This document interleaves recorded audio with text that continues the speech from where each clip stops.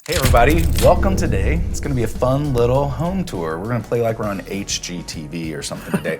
This is actually where I coach my voice lessons downstairs in a studio. And upstairs we have our now infamous podcast studio. So we're really excited to show you guys what our space is like, how functional it is, how easy it can be to put up your own studio. We're going to go over all the bells and whistles that we have now at the Vocal Lab Podcast Studio. And so, yeah, it's going to be fun. Come on up. We'll check like it. Cribs, so too. Our guests come, we have coffee downstairs, tea, water, kind of whatever they want, a few little snacks. Always got to take care of your guests because they come on your podcast. And then we should do this officially. Welcome to the Vocal Lab Podcast, where the magic happens. So Carlos behind the lovely camera here is going to jump in and talk as well because he knows all. Basically, this space was built because of Carlos. Let's just throw it out there. Complaining. And, yeah, right. He is, our real close friend, also fellow vocal coach, and he produces the show here for us. Edits, produces, and sometimes he gets super busy with his own music and stuff. And we have assistant editors who come in and help, but he kind of makes it all happen behind camera, and we do everything on camera. So, and like I said, sometimes he jumps out there with us as well. But so he'll chime in, kind of go over some stuff with us. Sure. But you just point. This is basically the space, and so you can see right away that a podcast studio doesn't have to be big. It kind of depends what you're doing on the podcast, I guess. But if you're building things or something like that, or if you just want this creative, expansive set. But it's really compact, it's incredibly comfortable, and I can tell you this, everyone who comes into this space immediately is like, whoa, wow. They don't expect it to be so pretty and put together. So kind of off the bat, we had one of my really good friends, Susan Lloyd. She's a set designer, used to do stuff with Pop Sugar. She's worked with all kinds of like brands and stuff or companies in LA doing set design.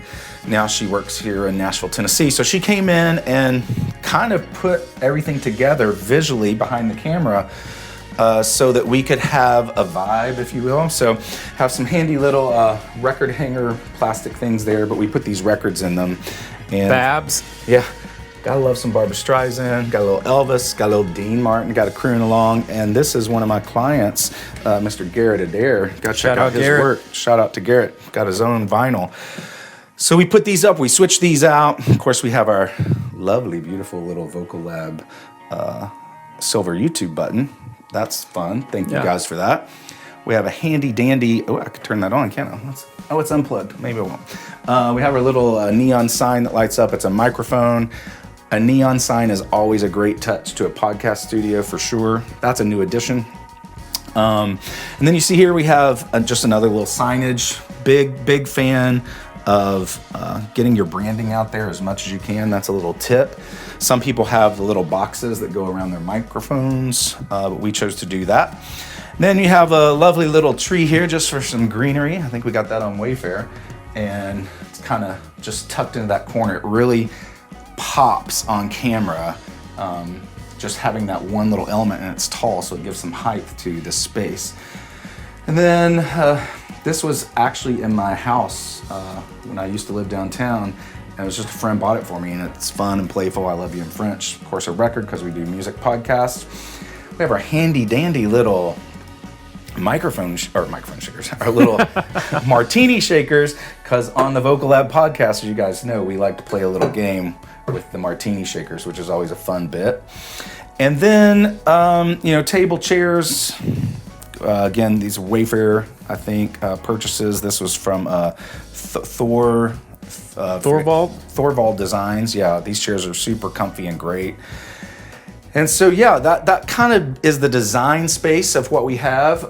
Carl's going to chime in now and help out, but because he, like I said, he took over all the technical aspects. So we use these little, we use these little like walkable lapel. They're not really, I guess they're lapel mics, right? Yeah. They're cordless, and so these, shout out Anchor. Yeah, and what's the cool fact about these? It records in the mic. Yeah, 32-bit float. Internal recording, and they're great, and they're a great price. And so we actually started in the old place. Yeah. And when we started with the podcast, we started with these. Yeah, we did. You know, there were a couple of episodes at the first studio, but then it was just kind of cost prohibitive, and so we just kind of moved into this direction, and they kind of worked until it wasn't meant to do super long form content. It just became a little bit challenging, and so then we moved into these little bad boys here. These are the Shure MV7 Plus. These are the workhorse of podcasting. They're so great. And here's really the great. cool thing. So the traditional ones that everyone knows are the Shure SM7Bs. Yes. You know, which I guess Joe Rogan made famous. Yep. But the thing about those is that they need a thing called a cloud lifter because they're usually really quiet. These just have great gain, bass gain. And so you don't need to get anything in addition besides, what it already does. You plug them in and they're ready to work and they sound awesome, They do. So they come with the stand. You can also take them off the stand and hold them in your hand. Yes. You can put them on a boom. We just chose, with the space that we have in the table, that it was best to have them just stationary on the table itself so we can just sit and talk. They've been fantastic. Of course, you see Carlos has got this lovely snake. For technical term there is a snake. Yeah. Don't forget to mention our little Apple computer, because sometimes Jason likes to get on his computer No and Google PCs things. here. Google things. We So, we just filmed some new exciting This is content fun. for you guys, and so we love DeskView is a great brand, and it's This our is little fantastic. teleprompter for some of our scripted content that we have, because we like to riff just as much as anyone, and if you're looking at this guy right here is the king of riffing. And I will take that award. And I will seriously, take that award. I don't think I've met anyone better that can just pull things out of thin air. And they sound like and they sound good. They sound scripted. It's really weird. But we're really just trying to elevate all the content that we're putting forward for you guys, and so it takes a little bit of extra tender love and care. And so that teleprompter right there just kind of helps us make sure that we're saying all the right things. Yes. In all the right spaces. And it's super fun to have. It's so fun, so cool. So as you see, again, it's a tight space. We have here, Carlos loves these things. I love them so much. We have how many? 4. We have 4 of these. Maybe more to come. I don't know. We they provide beautiful uplighting, backlighting, down, however you want to place them. You can put them on stands. They are interchangeable with color. Yes, I'm going to demonstrate that real quick because I've got my phone on me. So ooh, I mean, that's pretty. It's like a light. It's like a like a little lightsaber. Yeah. Carlos is our Jedi. But yeah, these are fantastic. What brand are these, Carlos? Those are Viltrox K60s. Yes, Viltrox K60s right there. Look at that. And they are just amazing. Viltrox has just kept elevating their game. And so I got a few of those. They come in pairs. And so and now they have a 3-foot version. These are the 2-foot. They have a 3-foot version as well, which they're probably going to be purchased at some point in 2026. While we're on the lighting kick, tell everybody about this. Oh, yeah. This was a huge addition to the podcast, you guys. Huge addition. Carlos used to spend so much time just setting up lights. Yep. And getting the space kind of fit for the day. Yep. And now to have the stationary light, and just the lighting itself, it's changed everything. Yeah. If you look at our older podcasts compared to the new ones, you will see a huge difference in the sound quality and the lighting quality. And hey, here's a point too. It's okay to grow with your podcast or with whatever you're doing, right? All of this stuff over time can be added because every little individual thing is expensive in some way, or some things are cheap, but collectively it was a little bit of an investment. But I will say we did this because we had the space to create a set or a studio in, and it significantly cuts down the annual cost of doing the podcast because we do it in-house. And so now we don't have to rent all this stuff or rent a space. We own it and have it, and we just have to pay Carlos for all of his lovely work that he does to help us do that. Because it wouldn't happen if Shelby and I were trying to edit this thing. We didn't know what to do. But tell them about this light. It's fantastic. Yeah. So this is the Godox FL150S. It's pretty sure it's about a 2x2.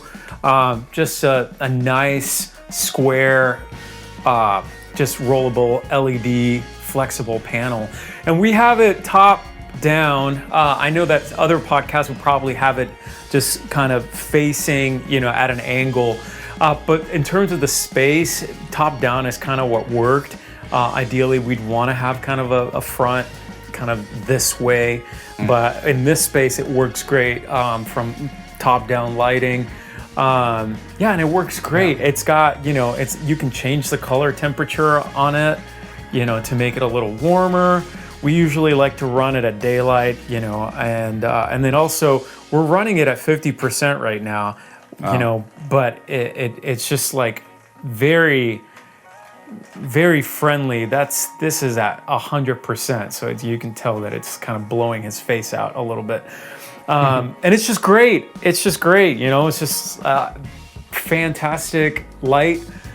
It does what it does. And the thing is, and one of the old things, what Jason was talking about, like the old light, we had a 4-foot light, we had an actual really huge, powerful light. But then the softbox, if you remember, was enormous. Yes. And it would take forever to set up. Yeah. And then we'd have to figure out if it went at an angle. And then when we moved into this room, we couldn't put it top down because then the softbox would be like right here on top of everyone. And so this has been huge. And so GoDocs actually sells even larger versions, but this is just perfect for what we do. And it's hooked up on this nice little C-stand here. It's awesome. We love it. It's great. The C-stand's been amazing too because it just looks legit too. It's it is a legit stand. Yes. And so it makes the studio feel in a very subtle way. It makes it feel very professional when a guest walks in and they see a light like this, like, whoa, okay, these guys got it going on. And that goes a long way when you're building credibility with a new guest that may not know much about you or the podcast. They just agreed to come on. So we have that and have a little weight bag on it there. Those are easy to find on Amazon or anywhere to keep it from tipping over because we don't want that. And then, Carlos, let's move on. We have, kind of tell them how we do this here. So, on the same theme of growing the podcast, we do have multiple camera angles, but what a lot of people don't know is that the second and third camera angle they're iPhones. They're iPhones. We're running them on the Blackmagic app camera, and because thankfully newer iPhones are unbelievable. Even a few years back, you can record raw video or log. So it really lends itself for post editing and color grading really, really well. And so we record them and then we transfer the footage and then I edit them. I multicam everything in Final Cut Pro, and we just have them on these really cheap kind of iPhone or whatever phone stands that we found on Amazon, and it worked great. I put the center camera here on this FTF gear. We'll give you guys a still shot that we'll kind of edit in of the camera Carlos is using. Oh yeah, sure. Because it's a beautiful camera. And we actually that's an upgrade that just happened because before that I was using a great camera, a little startup camera, an EOS M50 Mark II. Yes. But the one thing that we didn't like is that if you're recording in 4K, it had a crop, which means that you can't really get the depth of a room because you need to back up away because the image is cropped in. Got it. Because the lens is not a full frame lens, it was a crop sensor lens. So anything in 4K would just zoom in on the image. So for me to make the room look normal, I would have to back away. So now I'm on an R6 Mark II Canon. It's a full frame mirrorless. It's gorgeous. We're moving on. So beautiful. Yeah. Your little... Oh yeah, the handles. It's got, so it currently has a small rig Mamba cage on it, and then it's got the small rig handle on it with the Ari Alexa little screw thingy. That's the best way that I can say it. So it's just like really, really cool. I run a DeskView R5 Mark II monitor. It's somewhere there in my camera bag down there on the floor. I want to film it without showing Jason's feet because that's extra. That's extra content. that would require tips. And what's the little meter there on the camera? What do you mean? Is that just part of the camera? This? Yeah, that's me. Oh, this is the little monitoring thing for the microphones. Okay. Yeah, so got that's the Anchor work. You know, you guys, what this is reminding me of, I don't know if any of you out there watch like cooking shows, Food Network or whatever, but it's taken me back to COVID days when, you know, they just had iPhones and cameras in their like home kitchens. Yeah. And they're just showing everything walking around. Just brought that memory. There's a few shows that still do that because it worked out well for them. But so he's got his camera stand here, which is from FTF gear. Full-time filmmaker gear. Yeah. This was a fun addition for Shelby and I because for so long we were just kind of watching our phones, or Carlos would give us a cue, but now we actually have the run clock that again, this was an Amazon purchase that you can I don't know what it's called. It's called Subest. It's a Subest model SO803L. A really inexpensive addition. If you're doing anything that needs to be timed, it doesn't even have to be a podcast. This was a great little offering. You can even attach it to the wall. We just keep it here on the desk. It's got a little timer run. Of course, Carlos has his, a beautiful computer. And sometimes I get to chime in and talk in the podcast. Carlos got his own mic. mic. We have an extra mic for fourth guest. Or third guest, I'm sorry. And trusty little headphones here that every producer must have. That's another point. Some podcasters use headphones on their podcast, and there are some benefits to that. We just chose not to wear headphones because I don't like wearing them. They itch my head. Yeah. And I didn't want to sit there and your ears get hot. Like, I didn't want to sit there for, hour at a time all day filming podcasts. And the difference is too is that we don't have a lot of like multimedia content. Right. So let's say, I often think about like, whoa, what if we had a TV back here on the wall showing a video or something, or let's say that we have a guest and they're talking about a performance and we have it loaded up. Then you guys, to be able to listen back to the performance, you have to have the headphones. But what other people, so I use these because I like the seal in my ears, but oftentimes what people end up doing is just they end up wearing in-ears. True. Smaller in-ear monitors, cheap ones or whatever that they can just are more comfortable. So these Audio-Technica headphones are literally the best bang for buck. I think they're under $50. Yeah. You can get them on Amazon. Actually, before we say, shout out to Greg Glazer, number one top sales rep for GC Pro, Guitar Center Pro in the country. He helped, kind of get all these things for us. And he was brilliant, so easy to work with, so fast, incredible, impeccable customer service. Like it was the smoothest. Actually, process. Whenever I reached out to him for the first time, I don't know if you remember this, he was actually on vacation. Oh, that's right. In Italy with his wife, and he texted me back.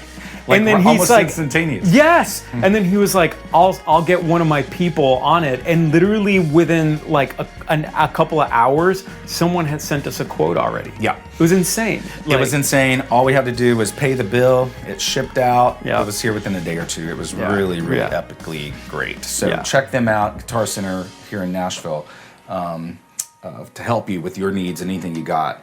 So some more. This was fun too. Back, these headphones. Carlos can make little sounds for us here on the podcast. So this is where we multi-track everything. And this is the Rodecaster Pro 2.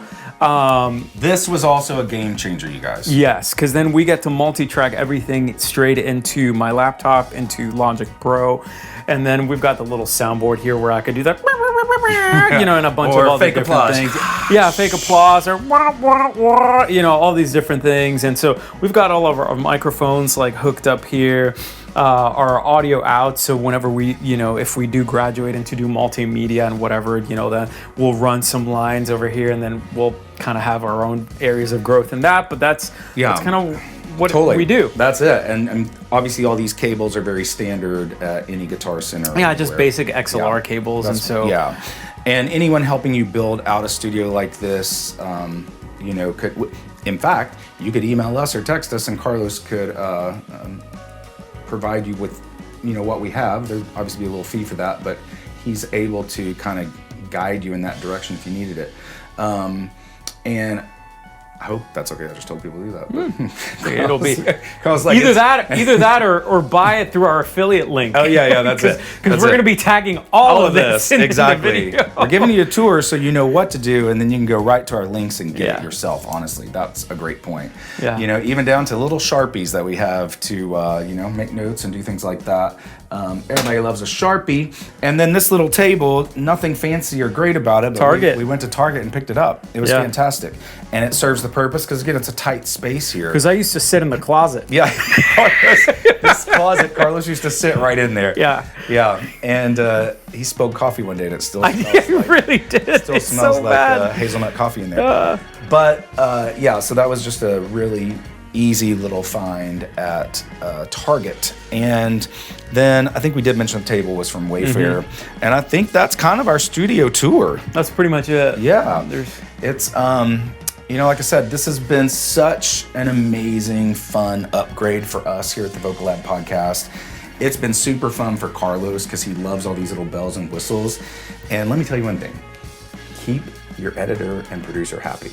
That's your co-host, you can kind of get under their skin a little bit. But no, it's really important to have proper equipment so we can give you the best that we can. Yes. And like we said, everything will grow. But from the smallest to the largest podcast, it really doesn't evolve much more than this. You don't have to have a CBS Newsworthy studio. Yes. Again, unless you're doing some really crazy creative stuff where that's just your stamp on what you're doing on your podcast. But by and large, most people are in spaces like this, or they're renting spaces like this that are really kind of compact and tight. Everything's locked and loaded, ready to go. You come in, you sit down, you record, it gets edited in post-production, and it gets uploaded to every streaming platform. So, yeah, that's kind of it. Thanks for joining us on this little tour. Hope this has been fun and helpful. Again, remember, all the links are going to be on this video, so you can buy your own. You may even only need a mic. You might just need a martini shaker to make martinis. I don't know. But everything will be clicked and linked there for you so that you can go and build out your own podcast studio. And if you do, have fun doing it and let us know what it is. See y'all next time.